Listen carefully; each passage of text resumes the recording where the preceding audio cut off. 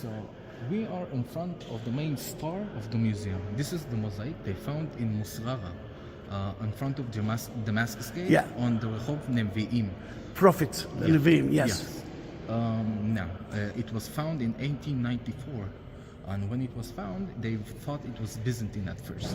What's the reason? All the narratives you see in front of you are Christian. Yes. So it's very Byzantine. You can see it all over Israel. Well, how did we know it's Armenian? We got the two sentences you see above are in Armenian. All right. This is the oldest, one of the oldest Armenian mosaics in Israel, 6th century. 6th century. Can you believe it? It's 6th century. And can I ask you some questions in between?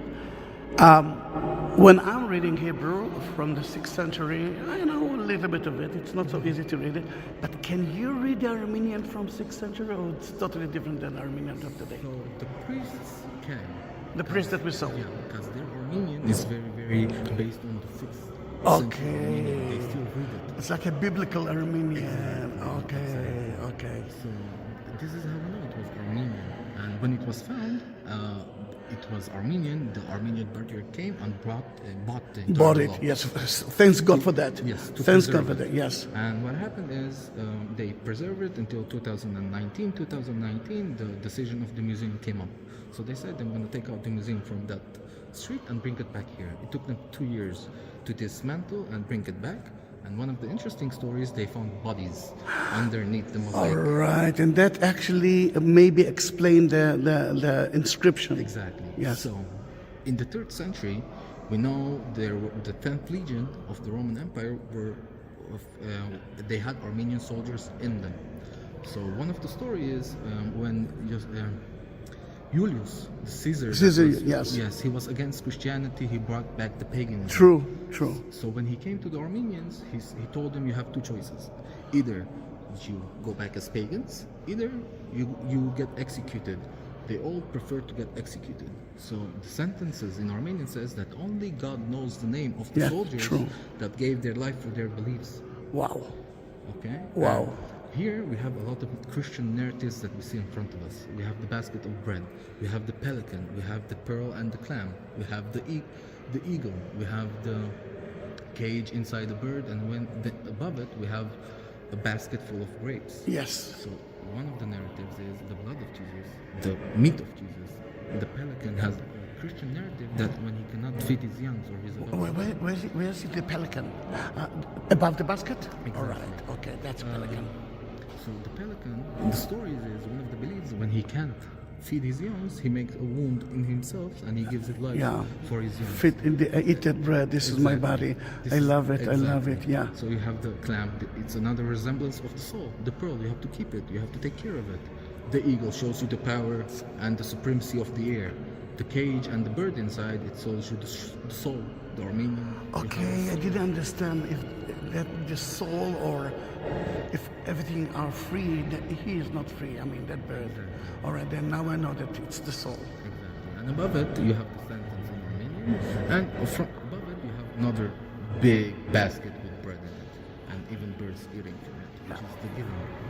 So this mosaic is based on the soldiers in the 3rd century, but the mosaic is 6th century. Okay. Okay, so one of the stories is when the families came back to Israel with the bodies of the Armenians that got executed, they built a small monastery / a church at Musrara. Okay? Okay, Musrara, it's next to Damascus Gate. In front of Damascus Yeah, because Gate. they don't know what Musrara is. We know, but they don't. Exactly. Yeah. So it's in front of Damascus Gate. Yes. So when they excavated the entire mosaic, they found the bodies of the soldiers that are buried underneath.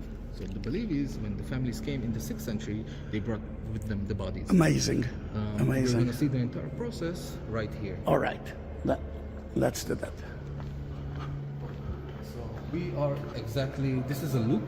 So we are exactly at the prayer where they're burying the bodies. Oh, wow. So accordingly, 40 boxes, about 300 people. Whoa. Actually, we don't know their name. Exactly. Nobody knows the name. We This is only know amazing. they came from Malatya. All right. What is Malatya? It's a city out of today's Turkey. Okay. Sadly, most of the time you say, yeah, today it's Turkey. Then where is the tomb? Underneath. No kidding. So when they brought the bodies, they gave them the proper burial here, with the pray, with everything. Then this is their burial site as well. last Not one. it's wow. That makes that mosaic even more stronger. Even much more valuable. Yes. You know that you can actually listen to the chanting of the Armenian in my videos because I love it. Although don't say from time to time they're not allowing me to do that. Look at the amazing hats, like Ararat. I was at the monastery next to Ararat in Armenia, watching Ararat. It's a beautiful place. It is a beautiful place. And you have in Yerevan, if you go to Cascade, you can see it.